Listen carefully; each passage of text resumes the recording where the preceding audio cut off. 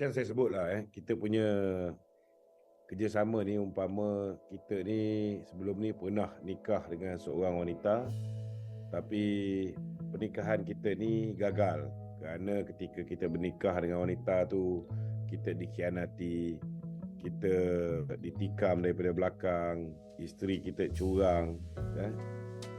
Tapi sekarang ni kita dah buat pernikahan baru. Pernikahan baru tu malangnya kita punya calon ni seorang awek Cina kan. Tak mudah lah untuk keluarga menerima, family terima. Jadi saya nampak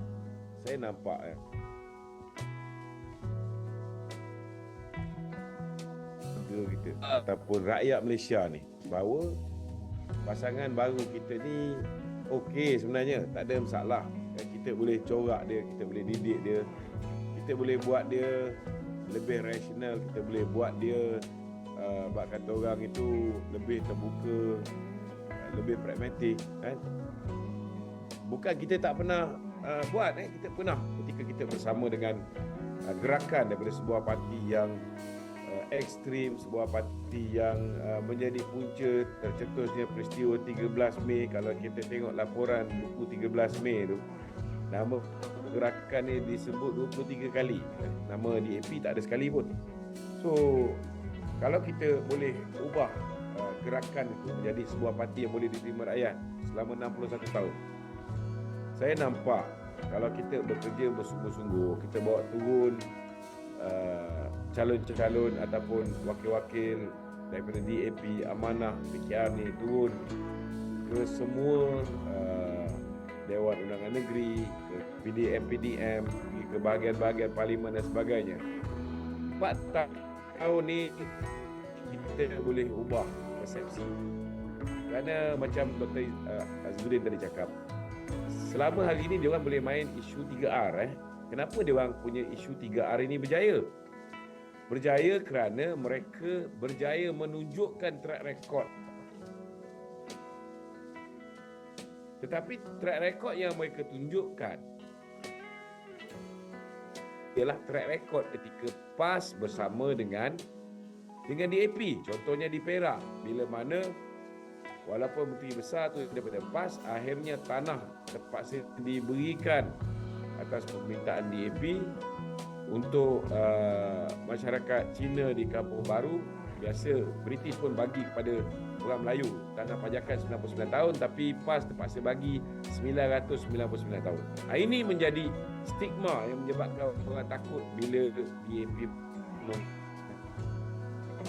Sama juga bila time DAP bersama dengan Bersatu. Kita lihat orang menjadi takut kuasa ketika mereka bersama dengan Bersatu. Banyak benda yang menyinggung perasaan orang Melayu, menyinggung tentang kedudukan Islam, dijadikan modal oleh kita juga dulu, oleh UMNO juga dulu, untuk membuatkan orang sedar tentang kebangkitan dia.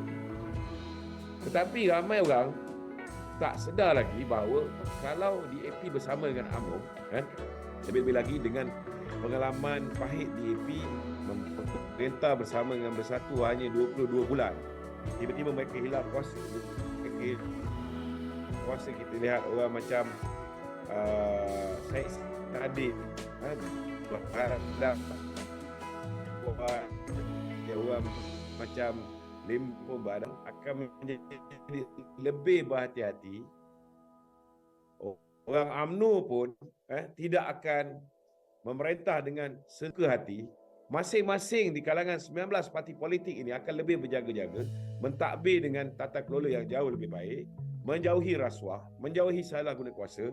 Dan saya nampak lagi 4 tahun 4 bulan ini kita ada masa yang cukup untuk tunjukkan kepada rakyat Malaysia, bukan hanya kita boleh put an end into racism, kita boleh hentikan apa yang dipanggil sebagai politik perkauman sempit, kita boleh hentikan politik yang hanya memainkan isu 3R ini untuk mendapatkan kuasa.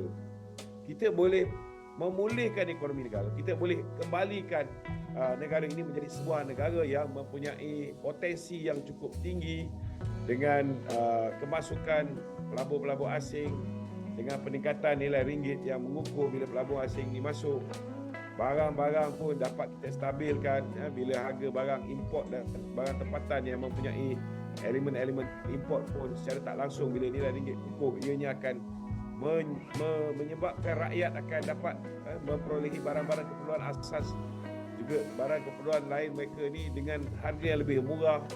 Kita akan turunkan lagi kadar inflasi seperti mana hari ini inflasi kita berada pada tahap yang sangat rendah dalam tempoh 6 bulan ini, sekarang tinggal 2.4%. Saya yakin kalau kita konsisten selama tempoh 4 tahun 4 bulan yang berbaki ni, dan orang boleh tengok dan lihat dengan mata mereka sendiri bahawa adalah fitnah, bahawa kedudukan Islam terkait kerajaan perpaduan, fitnah bahawa kedudukan Istimewa Melayu terancam, kedudukan bangsa Melayu terancam, dan kedudukan Raja-Raja Melayu terancam. Saya yakin lagi 4 tahun 4 bulan, kalau 4 tahun pun kita berhadapan dengan pilihan raya umum yang ke-16, saya yakin kerajaan perpaduan ini akan dapat 2/3 akan datang. Ini bacaan politik saya lah, Dr. Azizan. Ya.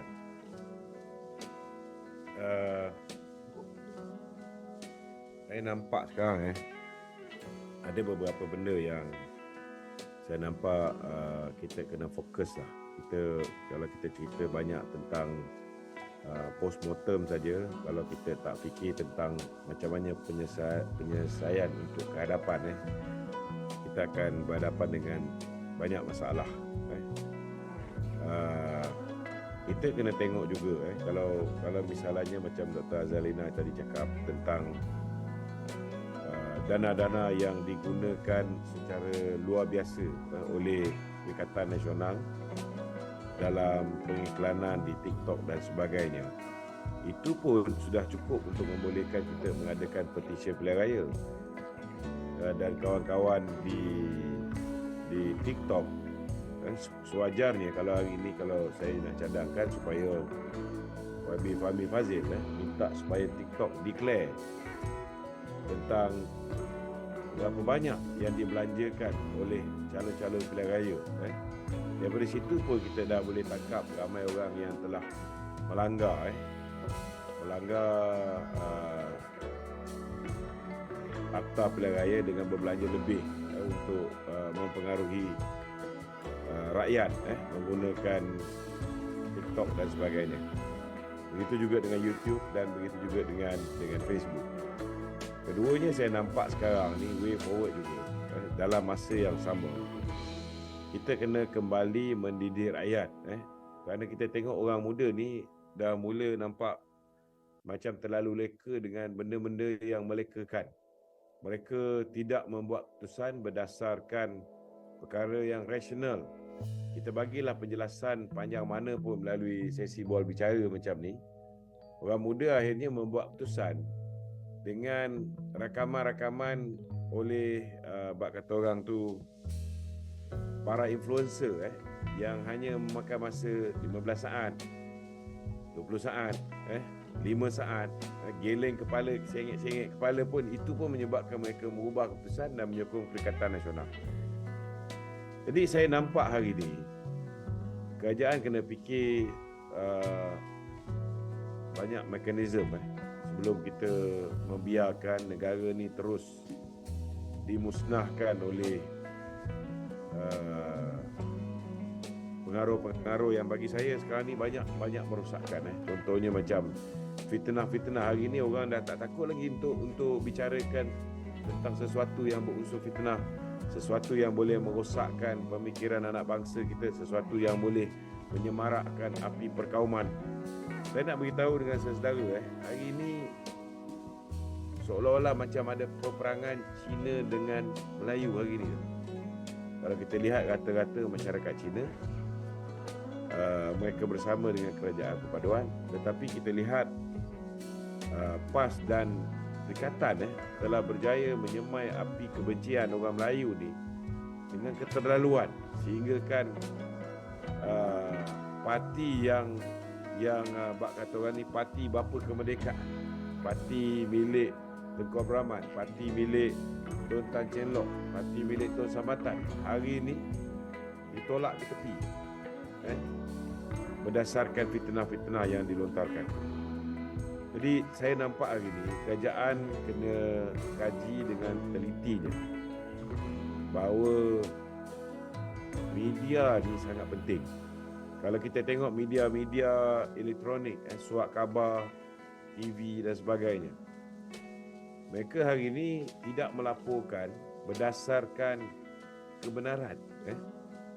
Kebanyakan daripada mereka melaporkan berdasarkan siapa yang membayar mereka dari segi sudut media buy dan sebagainya. So akhirnya kita tidak akan ada media yang berintegriti. Kita tidak ada media yang menulis dan melaporkan perkara yang benar. Lebih kepada apa yang dipanggil sebagai leading statement ataupun leading, kalau dalam bahasa mahkamah ni, leading question. So benda ni perlu diteliti dengan sehabis baik. Begitu juga dengan pengamal-pengamal media sosial hari ini. Kita lihat parti yang mempunyai kekuatan kewangan yang tinggi akhirnya menguasai penggiat media sosial. Kita lihat dulu banyak TikTokers kita, banyak Facebookers kita telah lari ke peringkat Perikatan Nasional kerana kemampuan kewangan mereka yang luar biasa untuk membayar, seperti mana yang tadi Datuk Azalina bentangkan. So, benda ni semua akhirnya menyebabkan negara ni menjadi kacau bilau, dan politik itu, demokrasi itu boleh dikuasai bukan oleh orang yang baik. Demokrasi itu boleh dikuasai oleh orang yang menguasai media ataupun orang yang menguasai dana, orang yang mempunyai dana yang luar biasa. Dan rata-ratanya orang yang mempunyai dana yang luar biasanya ialah manusia-manusia yang korup. Manusia yang terlibat dengan jana wibawa, manusia yang terlibat dengan duit judi dan sebagainya. So adakah ini yang kita nak tinggalkan untuk masa depan negara? Saya nampaklah benda ni yang sepatutnya dipandang dengan serius oleh kerajaan. Kita bukan nak kembali menjadi sebuah negara yang mengamalkan kuku besi, tetapi kita tidak boleh membiarkan media-media sosial, media-media arus perdana, media-media elektronik ini terus-menerus dikuasai oleh wang ringgit. Perlu kembali kepada prinsip asas melaporkan benda yang benar, berbandingkan melaporkan benda yang pendana kita mahu kita laporkan. Ini bagi saya lah pandangan saya dalam ulasan saya terakhir ni. Saya harap kerajaan di bawah pimpinan Yang Amat Berhormat Datuk Seri Anwar Ibrahim ini akan meneliti perkara ini dengan sehabis baik sebelum negara kita ini menjadi semakin hancur dengan apa yang diterapkan di dalam TikTok dan sebagainya. Ini boleh merosakkan anak bangsa kita. Kita tahu platform ini digunakan oleh mereka yang meniaga, tapi kalau setakat nak menjual barang-barang perniagaan mereka, tak ada masalah. Instagram pun ada, Facebook pun ada. Tetapi kita lihat untuk menyemai kebencian dan boleh merosakkan perpaduan negara kita ni, saya rasa benda ni perlu dibendung. Perlu dibendung.